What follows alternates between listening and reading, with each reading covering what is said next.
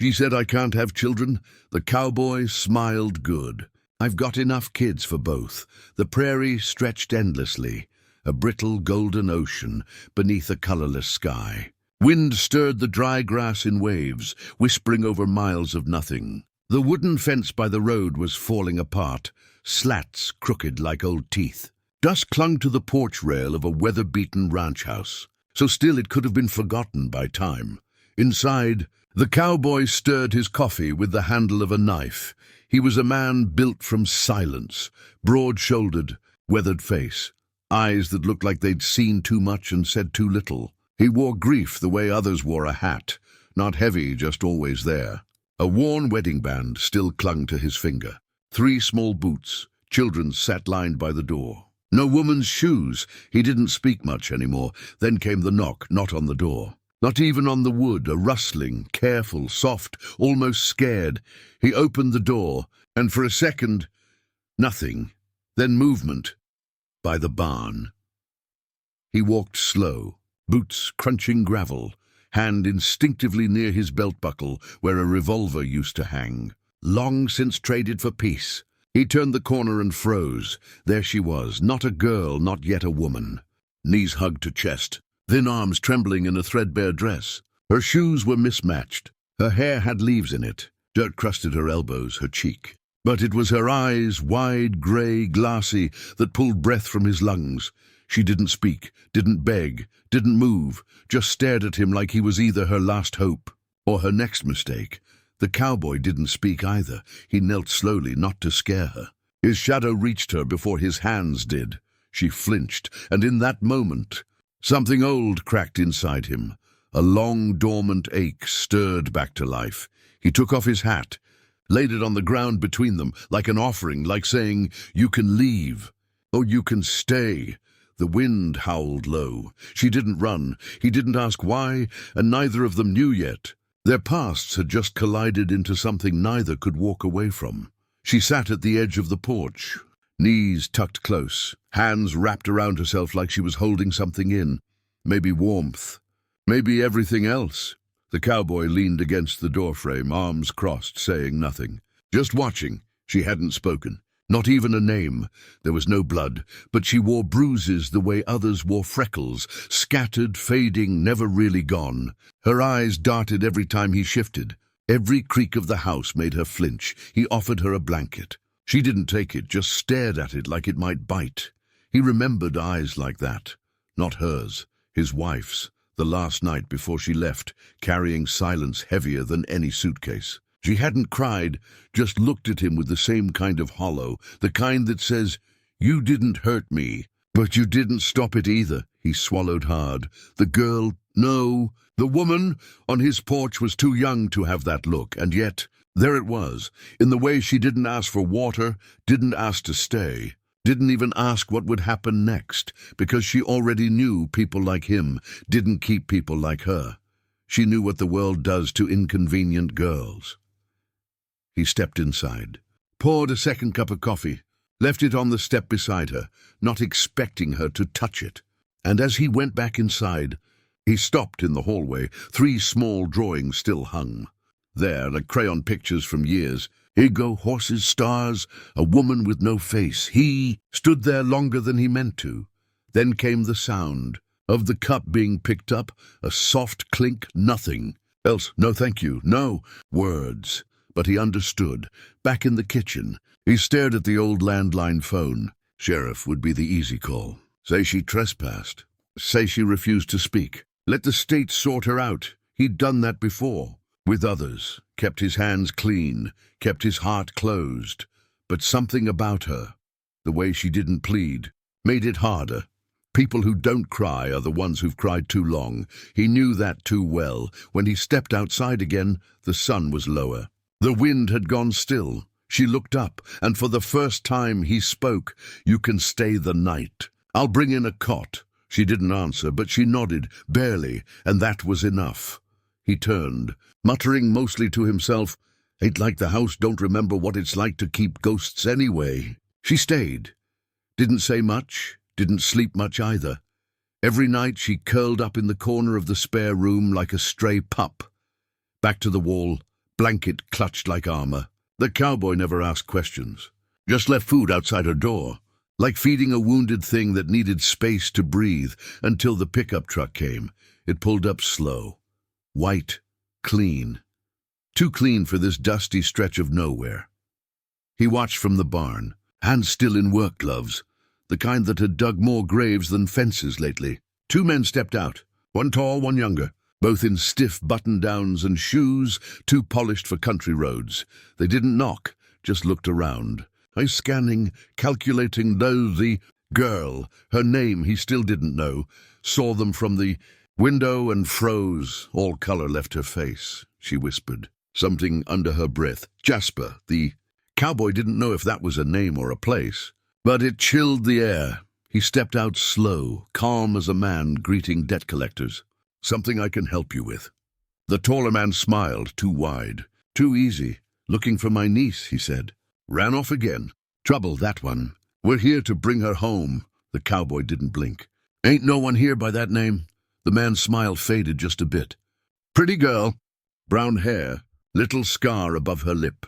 You'd remember her, silence, inside the house. She had locked herself in the bathroom, curled up again, mouth trembling. That scar. She'd told him she fell as a kid. She lied. Later that night, after they drove off, tires spinning dust, threats hanging in the air like vultures, she came to the kitchen, sat down without asking. I'm not his niece, she said. I was supposed to marry his boss. I ran. I was property. Her voice cracked, but not from fear. From fury.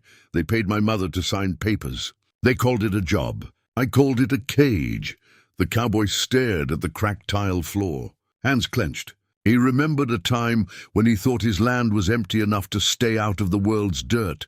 He was wrong, because dirt finds you, especially when it wants what you're protecting. And now, he was protecting her, whether he meant to or not.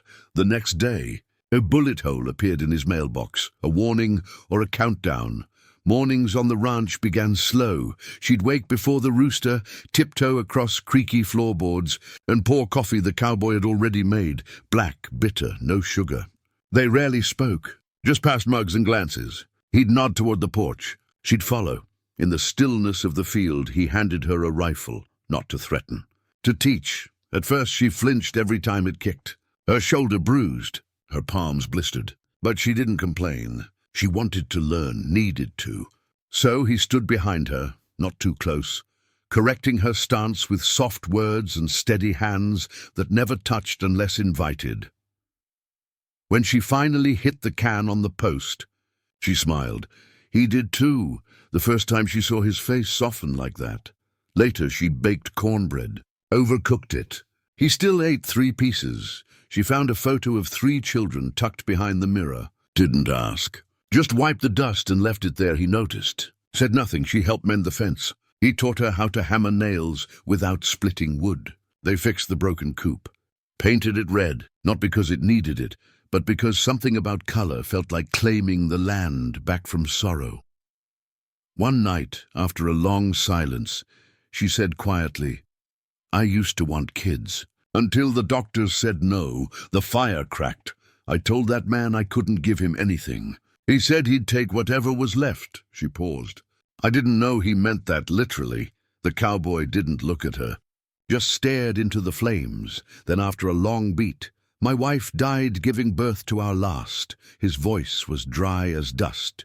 She gave me everything, and I didn't know what to do with it. She looked at him, really looked. The porch, the worn couch, the lined boots by the door, all suddenly made sense. A house full of ghosts. A man who never stopped mourning what he couldn't save.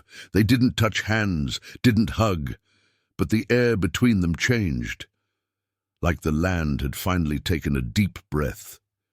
That night, she stayed at the table long after the plates were cleared. He fixed a shelf that didn't really need fixing, and the wind, which had howled for days, finally went still, like it was waiting for what was coming.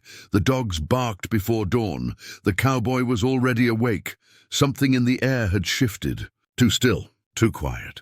Like the earth was holding its breath. Then came the headlights. 3 trucks, no plates. engines purring low like predators circling prey. She stood at the window, face pale, eyes locked on the growing dust. "That's him," she said. "That's Jasper. He told her to get in the cellar." She didn't argue. The men spread out fast, rifles slung casual like they'd done this before. Jasper stepped out last. Clean boots, gold watch, smile carved from ice. "Morning, Cowboy," he called. "We've come for what's ours." The cowboy stood on the porch, shotgun cradled in his arms. "Ain't nothing here for you," Jasper laughed. "You hit her." "That's cute." One of his men moved toward the barn. The cowboy fired once, not to kill, but close enough to make the man drop to his knees. "You'll get the next one between the eyes," he said calmly. "Turn around, go." Jasper's smile vanished. "You think this is about her?" He spat. "She was a trade. She broke contract. Do you know how much she cost? Doesn't matter. She's damaged. She's human." Silence, then a sharp sound. The side door creaked. She stepped out. Hair wild, hands trembling. But her eyes, they burned with something the cowboy hadn't seen before. "Jasper," she said, voice steady. "You don't own me. You're not worth dying for," he snapped, and that's when the cowboy spoke. Quiet but clear. "She doesn't have to be. I just ain't letting you take her." A gun cocked behind him. One of the men had flanked the porch. The cowboy didn't turn. "I buried one wife on this land," he said. "I won't bury another woman just because a man like you thinks she's less than whole." A pause. The tension thick enough to taste. Then a single shot. But it wasn't from the cowboy. It was her. Hands shaking, she'd picked up the second rifle, the one he taught her with. She didn't hit Jasper. Just the ground near his feet. "I don't miss twice," she said. Something cracked then, in Jasper's face. In the wind, in the sky, and slowly. The men backed off, not because they feared her aim, but because they saw something they didn't expect. Two broken people willing to stand together. Willing to lose everything for each other. Jasper spat in the dirt, turned, and left without another word. The trucks followed, and the prairie exhaled. The trucks were gone, but the dust hadn't settled. The cowboy sat on the steps with his shotgun across his lap, eyes scanning the horizon. The girl, still nameless to the world, but no longer faceless to him, stood behind the screen door, watching him like someone afraid the peace was a trick. They didn't speak, not because there wasn't anything to say, but because everything had already been said. In the way he stood between her and danger, in the way she picked up that rifle, and in the silence that followed the gunshot that wasn't meant to kill, only to declare, "I won't be taken again." That night, he lit the fireplace. She sat across from him, legs curled under her, fingers fidgeting with the sleeve of an old borrowed flannel shirt. He placed something on the table between them, a small box. Inside, a folded photo. His wife, his kids. The last full family picture before the fire took her. Before silence moved in, he didn't explain. Just let her see the pain in black and white. She didn't cry. She placed her own offering beside it. A ring. Thin. Dent in the band. "I stole it back before I ran," she said. They left both on the mantel, not as decoration, as memory. By morning, she was out feeding the chickens. He watched from the window. The way she moved, no longer like prey, but still cautious, like a branch learning to trust the wind again. The hole in the mailbox had been patched, not because he expected letters, but because broken things deserved mending. In the barn, he found her staring at a broken saddle. "Think it can be fixed?" she asked. He nodded. "Takes time, patience." She looked at him, this time with a quiet certainty. "I can't have children." "That's not going to change." The words hung there, not defensive, not ashamed, just true. He stepped closer, slow and careful, and said, "Good." A pause. "I've got enough kids for both." She blinked hard, then smiled, not with her mouth, but with her shoulders, her breath, her entire being relaxing like it hadn't in years. They didn't hug. Didn't need to. Outside, the wind picked up again, but this time, it didn't howl, it sang. Seasons changed slowly out there. Spring came soft and careful, like it was asking permission. Wildflowers bloomed in the ditches. The barn smelled of hay again, not gunpowder or ghosts. She stayed, didn't ask to, didn't need to. Her name was carved on the post by the gate now, just her first. Right below the children's, same lettering, same care. Some days she rode the trails alone, hair tied back, rifle slung like a shadow. Some days she read on the porch, boots kicked up, coffee cooling beside her. The cowboy would pass by with a nod, a grunt, or a half-smile that meant more now than full sentences ever could. They didn't talk about the past, but they didn't have to erase it either. One afternoon, she planted a row of lilacs along the east fence. Her mother used to keep them. Said they were the only thing that smelled like second chances. He built her a bookshelf, not because she asked, because he saw her tucking paperbacks under her pillow. Time didn't fix them. It just gave them space to breathe. Sometimes the mailbox creaked at night. Sometimes a truck slowed near the gate, but no one came back. Not after that. They never married, never needed labels. But there was a quiet dinner most nights. 2 plates, one story between them. One evening he found her asleep on the couch, a kid's drawing in her lap. A horse, a man, a woman.